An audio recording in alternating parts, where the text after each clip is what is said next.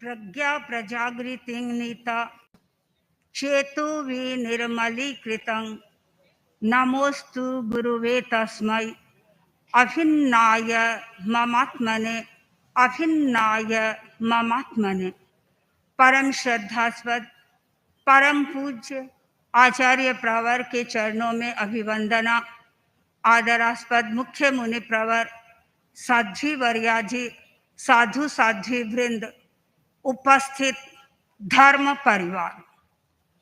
तेरा पंथ धर्म संघ एक विकासशील धर्म संघ है और विकासशील होने के नाते यह उत्तरोत्तर प्रगति के सोपान पर आरोहण कर रहा है।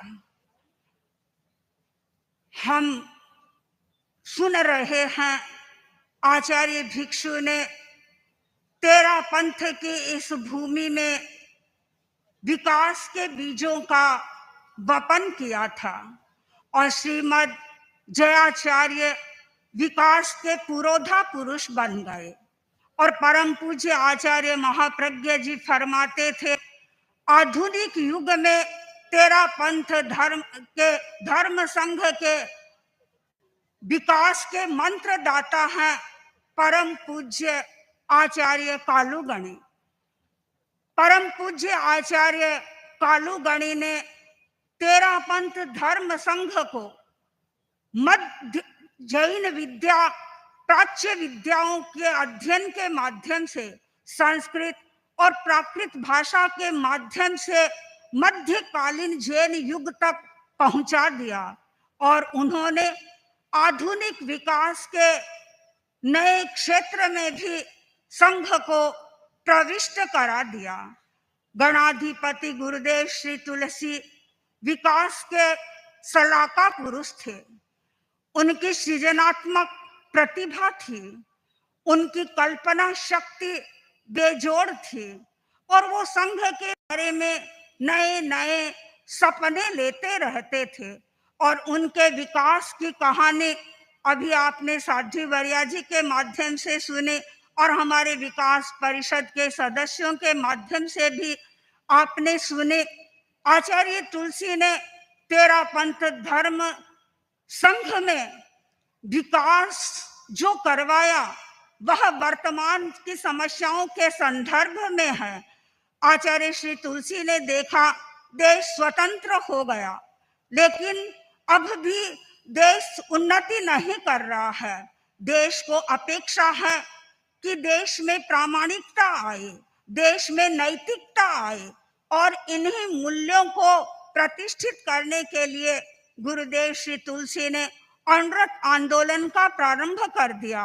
और उन्होंने देखा नियम तो बना दिए, लेकिन ये नियम व्यक्ति की जहन में जब तक अंतःकरण का रूपांतरण नहीं होगा वो अच्छी तरह से नियमों का पालन नहीं कर सकेगा।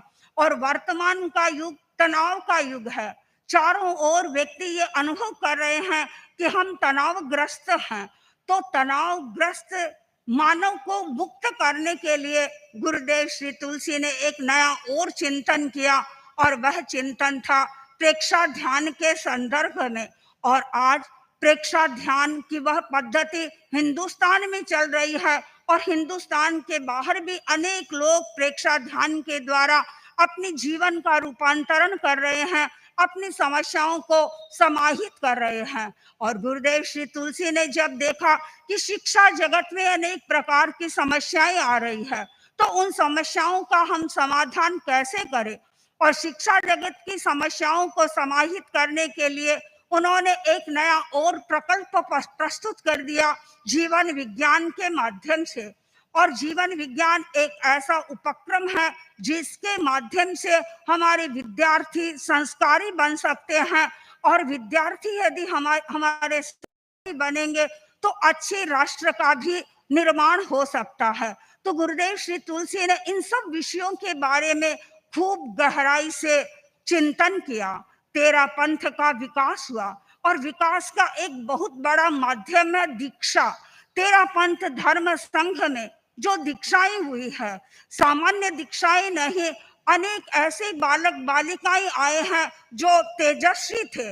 अभी परम पूज्य आचार्यवर संवत्सरी के दिन फरमा रहे थे कि एक बार आचार्य भिक्षु मुनि श्री भारमल जी स्वामी, मुनि श्री हेमराज जी स्वामी, मुनि श्री खेतसी जी स्वामी और मुनि श्री बेणीराम जी स्वामी, ये पांचों पंचमी समिति से पधार रहे थे और उनके पीछे पीछे एक समुद्र शास्त्र को जानने वाला व्यक्ति आ रहा था। और जब उनके पद चिन्हों को देखा, अध्ययन किया, तो उसे महसूस हुआ कि ये पांचों महान व्यक्ति इस प्रकार कैसे पैदल चल रहे हैं, नंगे घूम रहे हैं। और वो स्वयं आचार्य भिक्षु के आए और आकर के निवेदन किया कि आप लोगों की प्रतिभा और आप लोगों के जो लक्षण हैं वो इस बात को अभिव्यक्त करते हैं कि आप पांचों व्यक्ति 5 राज्यों का संचालन करने वाले हैं। ऐसे तेजस्वी संत, तेजस्वी साधियां हमारे इस धर्म संघ में दीक्षित हुए हैं। आपने सुना होगा परम पूज्य आचार्यवर ने एक दिन अपने व्याख्यान में फरमाया था कि हमारे साध्वी गुलाबा जी जो साध्वी प्रमुखा की कड़ी में रहे हैं, मात्र 7 वर्ष की अवस्था में उन्होंने दीक्षा स्वीकार कर ली थी और वो एक प्रतिभा संपन्न साध्वी थी। वंदे गुरुवरम।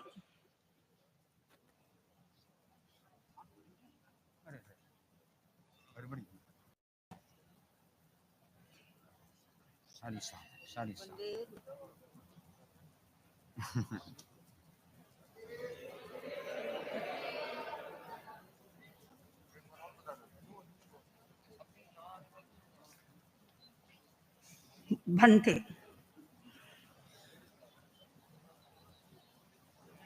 इस प्रकार हमारे धर्म संघ में प्रतिभा संपन्न साधु और साध्वियों ने दीक्षा ग्रहण की है और दीक्षा ग्रहण करने के बाद उन्होंने अपने आप को ज्ञान के क्षेत्र में नियोजित किया, साधना के क्षेत्र में नियोजित किया, तप के क्षेत्र में नियोजित किया और सेवा के क्षेत्र में भी नियोजित किया।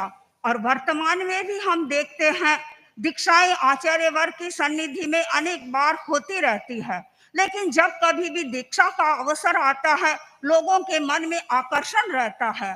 कई लोग कहते हैं कि महाराज हम इधर उधर कहीं जाए नहीं जाए, लेकिन जब दीक्षा का प्रसंग होता है तो हमारे मन में रहता है कि हम आचार्य वर्ग की सन्निधि में उपस्थित। मतलब आखिर मन में एक प्रश्न पैदा होता है कि आज जो ये मुमुक्षु बहनें हैं ये गृहवास का त्याग क्यों कर रही है।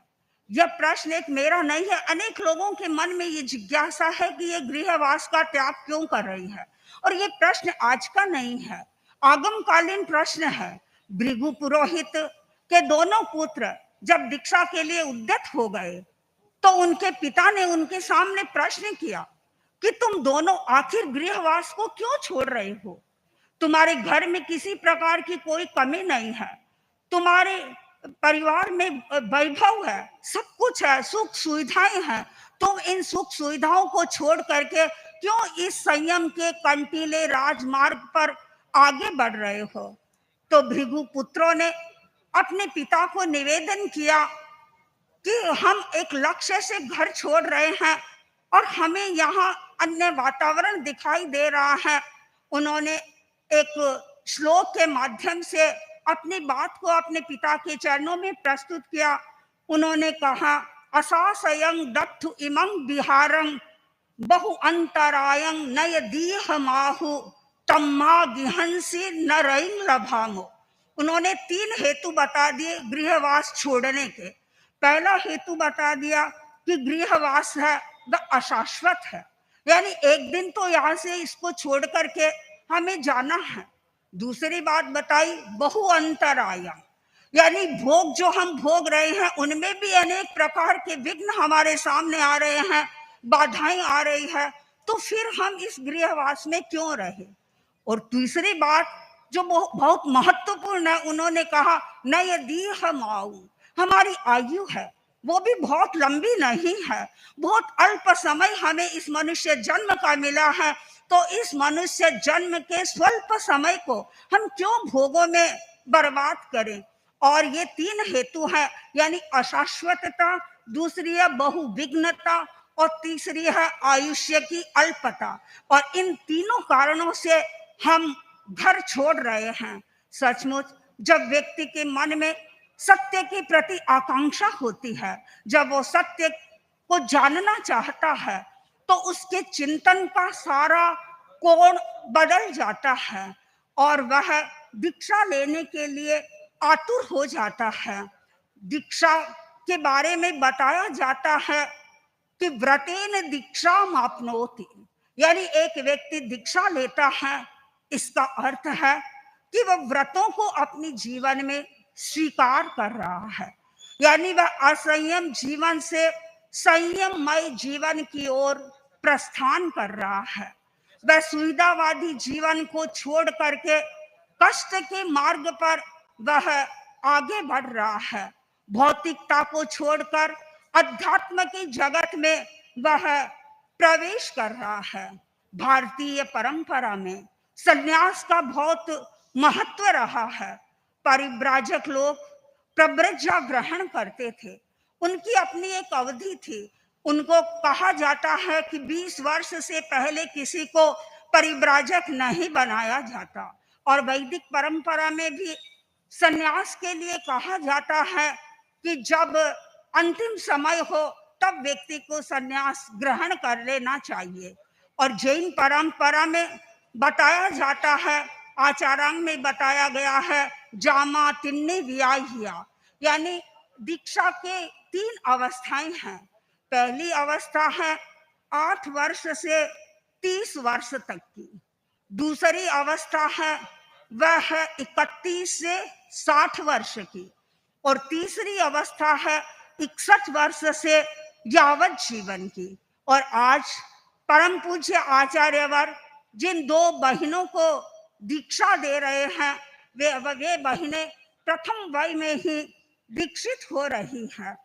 तेरा पंथ में दीक्षा का अर्थ है गुरु के प्रति सर्वात्मना समर्पित होना। तेरा पंथ धर्म संघ में दीक्षा देने का अधिकार एकमात्र आचार्य को रहता है, यानी कोई भी साधु साध्वी अपना शिष्य या शिष्याएं नहीं बना सकता। हाँ, दीक्षा अवश्य दे सकता है आचार्य की अनुमति के आधार पर। परम पूज्य आचार्य वर ने भी दीक्षा ग्रहण की थी शासन स्तंभ मंत्री मुनि सुमेरमल जी स्वामी से। सुमेरमल जी स्वामी ने कभी ये नहीं कहा कि ये मेरे शिष्य हैं, उन्होंने दीक्षा दे दी। लेकिन दीक्षा के बाद जब गणाधिपति गुरुदेव श्री तुलसी के दर्शन किए तो इनको समर्पित कर दिया कि गुरुदेव, ये आपकी अमानत है, ये आपकी धरोहर है और मैं आपको इसे सौंप रहा हूँ। और इसी वर्ष 16 सितंबर को नोखा मंडी में दीक्षा हो रही है। मुमुक्षु की शासन गौरव साध्वी राजीमती जी के सानिध्य में दीक्षा वहां हो रही है। दीक्षा हमारे शासन गौरव साध्वी राजीमती जी देंगे, लेकिन जब कभी भी वे मिलेंगे तो वो उन्हें आचार्य वर्ग को समर्पित करेंगे। वे कभी अपने मुंह से ये नहीं कहेंगे कि ये मेरी शिष्या है। कोई भी साधु या साध्वी दीक्षा देता है, कोई भी ये नहीं कहते हैं कि ये मेरी शिष्या है या मेरा यह शिष्य है। हमारे 13 पंथ धर्म संघ में हम सब आचार्य वर्ग की सन्निधि में निश्चिंतता की अनुभूति करते हैं। और दीक्षित होने के बाद भी हमें यदि हमें पूछा जाता है कि आप कहाँ चातुर्मास करेंगे, कहाँ रहेंगे, आप कहाँ जाएंगे, तो हमारा एक ही उत्तर होता है कि हमें जहाँ हमारे गुरु भेजेंगे वहाँ हम जाएंगे, जिसके साथ रखेंगे हम वहाँ रहेंगे। यानी निश्चिंतता की चादर ओढ़ करके हम सोते हैं और चिंता की चादर तो सारी गुरु के चरणों में रहती है। गुरु हमारी चिंताओं का भार ढोते रहते हैं। तेरा पंथ में जो दीक्षाएं होती है यहाँ पर संख्या का व्यामोह नहीं देखा जाता है। आचार्य दीक्षित के समय में भी दीक्षाएं होती थी और मेरे भिक्षु का स्पष्ट चिंतन था, जिण तिण नए मत मूंड जो, यानी हर किसी व्यक्ति को मूंडना हमारा लक्ष्य नहीं है। हमें दीक्षा के लिए योग्यता को देखना है और योग्यता को देख करके ही हमें दीक्षित करना है। और उस समय भी अनेक लोग ऐसे थे, अनेक साधु साधियां ऐसे थे जो चेला चेली बनाने की प्रतिस्पर्धा कर रहे थे कि हम इतने लोगों को दीक्षित कर रहे हैं, हम इतने लोगों को दीक्षित कर रहे हैं। लेकिन उस प्रतिस्पर्धा के युग में भी आचार्य भिक्षु ने क्वालिटी को मेंटेन रखा। और फिर भी कई लोग ऐसे कह देते थे कि आजकल तो आप भी छोटे छोटे बच्चों को मूंढने लग गए हैं। एक बार चौथमल जी बोहरा आए स्वामी जी के पास में और आकर के निवेदन करने लगे, स्वामी जी आजकल तो ऐसा लगता है कि आप भी छोटे छोटे साधुओं को मूंढने लग गए हो, उन्हें तत्व ज्ञान तो क्या आता होगा। और उस समय में मुनि श्री बेनीराम जी की दीक्षा ही हुई थी, वो बाल संत थे, छोटे साधु थे। तो स्वामी जी ने कहा कि देखो ये तुम्हारे सामने छोटा संत है, इसे पूछ लो, तुम्हारी मन में कोई जिज्ञासा हो तो वो तत्परता के साथ छोटे मुनि के पास में गए और जाकर के तत्व ज्ञान के प्रश्न पूछने लगे। एक प्रश्न उन्होंने पूछा बाल मुनि से कि बताओ मुक्ति कौन से गुण स्थान में होती है। बाल मुनि ने तो कुछ सोचा ही नहीं, कुछ चिंतन नहीं किया और तपाक से उत्तर दे दिया कि श्रावक जी मुक्ति गुण स्थान में नहीं होती है, मुक्ति तो गुण स्थान को छोड़ने से होती है। और जैसे ही उस बाल मुनि के इस उत्तर को सुना वो हतप्रभ रह गए और उनको ऐसे लगा कि मेरे मन में जो शंकाएं थी कि भाई स्वामी जी तो ऐसे ही किसी को मूड देते हैं, ऐसी बात तो नहीं है, यहाँ तत्व की गहराई होती है। और जाकर के स्वामी जी के सामने कहा कि मेरी शंका तो अब उसके उत्तर सुनकर के बिल्कुल ही निर्मूल हो गई। और आचार्य भिक्षु के उन पद चिन्हों पर हमारे आचार्य अनवरत उसका अनुकरण करते रहे और वर्तमान में भी अनेक दीक्षाएं हो रही है, लेकिन वो दीक्षाएं ऐसे नहीं होती है कि कान्या मान्या कुर तू चेलो मैं गुर, ऐसी स्थिति नहीं है। पूरी ठोक बजा करके दीक्षा होती है। परम पूज्य गुरुदेव श्री तुलसी ने पारमार्थिक शिक्षण संस्था का विकास किया और ये हमारी मुमुक्षु बहनें, उपास बोधार्थी बहनें वहां रहती है, गहरा अध्ययन करती है, पहले वहां शिक्षा ग्रहण करती है और शिक्षा के बाद में वहां उनकी परीक्षा होती है। और परीक्षा ही नहीं, परीक्षा के बाद में इनका समीक्षा होती है कि इनको, इन बहनों को अपने चरित्र की श्रेष्ठता साबित करनी होती है। इनका स्वभाव कैसा है, इनका स्वास्थ्य कैसा है, इनकी साधना में इनका मन कितना लगता है, यानी पूरी हर बात के साथ में इनकी परख होती है।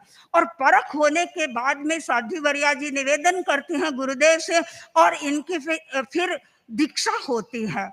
तो दीक्षा का अर्थ केवल वेश परिवर्तन नहीं है, दीक्षा का अर्थ किसी संप्रदाय या किसी धार्मिक अनुष्ठान के साथ में जुड़ा हुआ नहीं है। दीक्षा का संदर्भ है कि चित्त से हमारे जो वासना के संस्कार हैं वो वासना के संस्कार विलय हो जाए और जब वासना के संस्कार समाप्त हो जाते हैं तब व्यक्ति को सुख की अनुभूति होती है, आनंद की अनुभूति होती है। मैं एक घटना के साथ ही अपने बात को विराम दे रही हूँ। गौतम बुद्ध के पास में एक राजा दीक्षित हुए और दीक्षित होने के बाद उन्हें बड़े आनंद की अनुभूति हो रही थी। वे प्रायः इस शब्द का उच्चारण करते रहते थे, अहो सुखम, अहो सुखम, अहो सुखम। और आसपास वाले जब साधु सुनते तो उनको बड़ा अटपटा लगता। उनको ऐसा लगा कि इस राजर्षि को अपने घर की याद आ रही है, अपने सुखों की याद आ रही है और बार बार वे अहो सुखम इस बात का उच्चारण कर रहे हैं। अन्य भिक्षुओं को ये बात प्रिय नहीं लग रही थी। सोचा गौतम बुद्ध तक बात पहुंचाई, पर कौन साहस कर सकता है।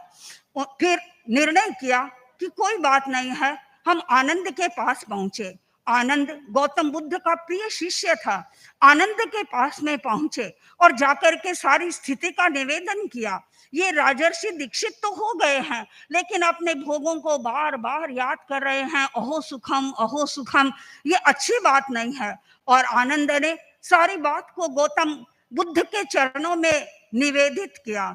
गौतम बुद्ध ने राजर्षि को अपने पास में बुलाया और राजर्षि को पूछा कि तुम्हारा इस जीवन में मन तो लग गया। उसने कहा कि मेरा भंते, मुझे हर क्षण सुख की अनुभूति हो रही है, आनंद की अनुभूति हो रही है, मुझे कहीं किसी प्रकार की कोई कमी इस जीवन में नहीं लग रही है। गौतम बुद्ध को लगा कि कितना जो कंप्लेन करने वाला जो साधु है वो कैसे कर रहा है, वो भावों को समझ ही नहीं रहा है। यानी जो व्यक्ति दीक्षा ले लेता है, इसका मतलब है उसके सुख का स्रोत जागृत हो जाता है। और गुरुदेव श्री तुलसी ने शायद इसीलिए लिखा होगा पंचसूत्र में, दीक्षा प्राप्ता न च प्राप्त आत्मानंदो यदोदयं तथा त्यक्तम गृहम नाम न त्यक्ता गृह वासना। यानी दीक्षा ले ली और यदि भीतर में आनंद का उदय नहीं हुआ तो इसका अर्थ है कि दीक्षा तो ले ली लेकिन उसकी वासना अभी तक त्यक्त नहीं हुई है। दीक्षा लेने का अर्थ है कि व्यक्ति हर क्षण सुख की अनुभूति करे, हर क्षण आनंद की अनुभूति करे। परम पूज्य आचार्य वर्ग की सन्निधि में हम सब ये अनुभव कर रहे हैं। छोटे छोटे बच्चे, बाल साधु साध्विया आचार्य वर्ग के पास में दीक्षित होकर के आते हैं। 10 साल के बच्चे भी आते हैं, 15 साल, 20 साल, 25 साल के भी आते हैं, लेकिन यहाँ आकर के सब आनंद की अनुभूति करते हैं, प्रसन्नता की अनुभूति करते हैं। आचार्य वर्ग हम सबको यही आशीर्वाद दे कि हमारा ये भीतर का आनंद बढ़ता चला जाए और हम अनवरत हर क्षण आनंद के झूले में झूलते रहें। ओम। परम पूज्य गुरु